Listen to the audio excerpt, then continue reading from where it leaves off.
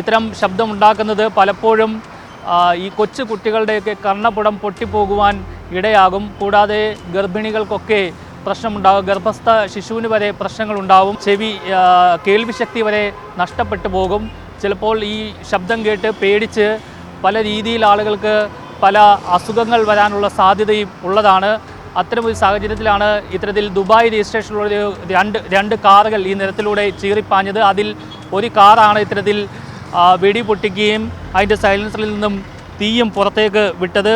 Dubai CC 84078 എന്നാണ് ഈ വാഹനത്തിൻ്റെ പുറകിൽ സയ്യിദ് എന്ന ഒരു ഇൻസ്റ്റാഗ്രാം ID-യുടെ സ്റ്റിക്കറും പതിപ്പിച്ചിട്ടുണ്ടായിരുന്നു. എന്തായാലും ആളുകളെ ഭീതിയിലാഴ്ത്തിക്കൊണ്ടാണ് ഇത്തരത്തിൽ ഈ വാഹനം ഈ നിരത്തിൽ കൂടി പാഞ്ഞത്. പോലീസ് ഇതിനെതിരെ കർശന നിയമ നടപടികൾ എടുക്കണം.